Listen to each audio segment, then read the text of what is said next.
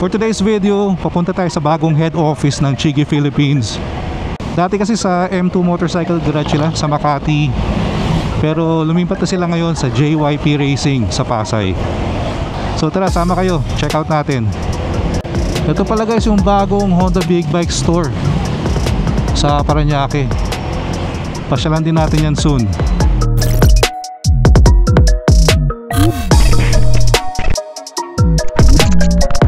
Alright, 01 Moto. Shoutout, Cos Arch. Alright, Waze Gaming tayo today kasi first time ko lang makapunta dun sa JYP. And since naka-scooter tayo, syempre service road gaming. Kailangan nakakaumay pag service road eh. Yung traffic. Kung highway tayo, yan oh, luwag sana. Bilis ng biyahe. Pero need kasi natin gamitin sa ADV. Kasi ang reason kung ba tayo pupunta sa Chigi is magpapakabit tayo ng tempered glass para dito sa AIO5 light. Wala kasing stock nung nagpakabit ako originally nito. And today lang daw na-deliver sa JYP yung mga tempered glass. Kaya yun, tara, let's go. Ganda nung SUV na yun ah. Anong brand kaya yun? Nakakalito tong Waze ah. Kakaliwa tayo eh. Pero need yata munang dumiretso. Tara, tingnan natin. A few moments later. Na-miss natin yung kakaliwaan dapat dun. Ay nako, may harang na. Kaya hindi tayo makakaliwa dun sa may service road. I-reroute naman tayo ni Waze eh. Talaga mahirap pag hindi mo kabisado yung lugar eh, no? Alam ko yung JYP malapit lang sa yun eh, sa World Trade. So bandang Buendia siguro. Pag nag-M2 kasi tayo dati, dun tayo sa tunnel eh. Alright, first time natin dito naka-scooter ah. Yun. Dali lang pala mag-Makati na naka-scooter eh, no? Huwag ka lang matatraffic sa service road. Siguro naman pwede mag-U-turn dito, no? Hindi naman ipapagawa ni Waze kung bawal. Yun lang, yung mga bus dito sa EDSA eh, mahirap kalabanin. Huwag na kayong mapagmatigasan dyan, pagbigyan nyo na.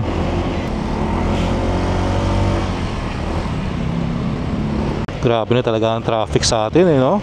Lalo na ngayon, bare months na, malapit na magpasko. Malapit na yun, 3 kilometers na lang eh. Kaso tumagal yung ETA natin. Kasi nga, nagkalagpas-lagpas tayo kanina eh. Naiba yung route. Kung nag-aaral ka pa lang magmotor, dapat pumasyal ka dito sa mga ganitong lugar. Dito mapapractice yung filtering mo or yung singit-singit. Pag sa ganito, kailangan ilabas mo yung inner kamote mo. Kundi abutin ka ng siyam-siyam. Eh, na maganda kay ADV malaki yung turning radius. Kaya madaling sumingit-singit. Yun tara pag nagmumotor eh. Kung saan may makitang butas, kung saan may umaandar, lipat doon. Doon lang traffic, no? Sa may kanto ng Taft. Yun lang talaga ayoko pag scooter gaming. Yung mga times may ipit at may ipit ka sa traffic. Sarap sa kung nasa Japan ka eh. Doon kasi ang requirement lang sa expressway nila 125cc and above. So pwede sa highway yung mga scooter nila.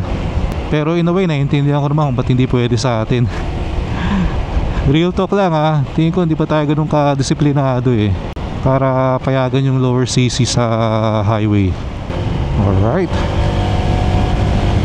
Rosa tayo. Ito medyo mas maluwag na.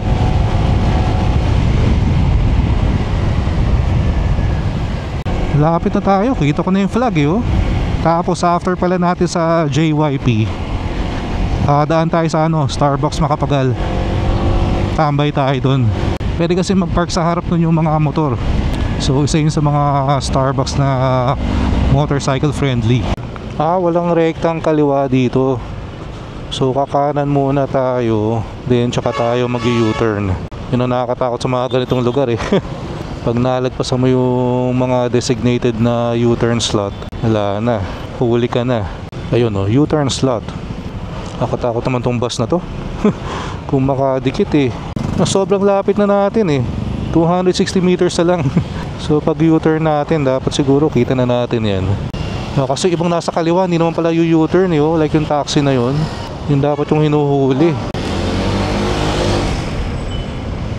Dito sa part na to dapat nasa rightmost tayo. Kasi pag nasa left lane ka, naku, huli ka nyan. Yan yung mga pa U-turn kasi. So andito na daw eh. Ito ba yun? Ito, JYP Racing. Alright, we are here.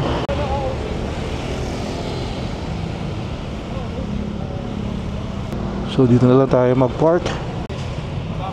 Okay. So we are here. JYP Racing. Ayun yung ano, yung robot ng ano, ng Chigi, yung nasa M2 pa dati.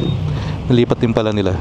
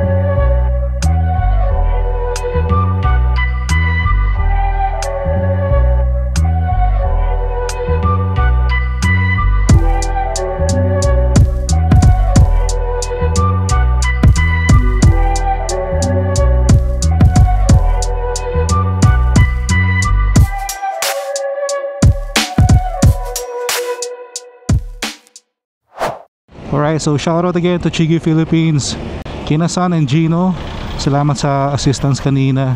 Hindi na ako nakapag-record pagkalis ko dun. Nakalimutan ko palang i-on tong camera. Pero sobrang okay na tong Chigi natin ngayon. May added protection na ng tempered glass. Nalapit lang din pala ng Starbucks Macapagal dun sa sa Chigi. So if ever papasyal kayo dun, pwede kayong tumambay sa Starbucks after. Around 2 kilometers lang eh, pansin ko kanina. So malapit na tayo. Tabi lang ng Parkal Mall yun eh. Alright, we are here. Starbucks Macapagal.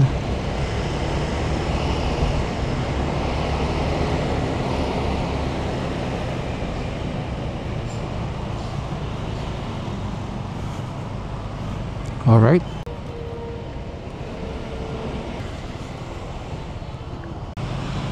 Tayo dito.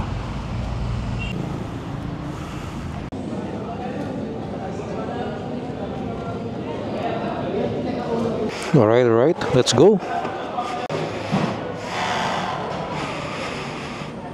Yun ang maganda dito sa Starbucks Macapagal. Kung rider ka, pwede mo i-park yung motorcycle mo sa harap mismo.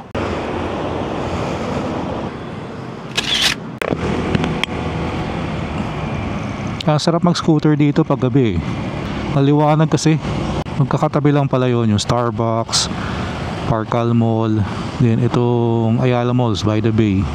Ayun kabila ang blind spot warning. Sarap sana kung naka big bike tayo. Recta Skyway na eh. Laking bagay din pag naka-Chigi kayo, hindi mo na kailangan maglabas ng phone.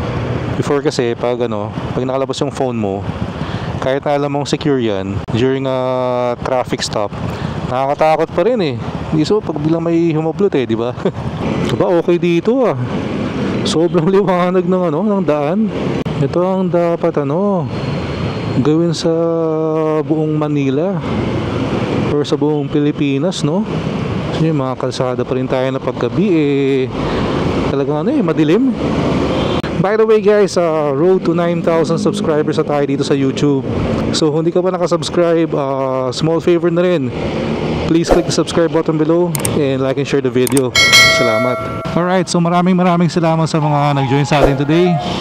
Kita-kits tayo sa next one. Ingat kayo lahat palagi. Always ride safe. Peace out.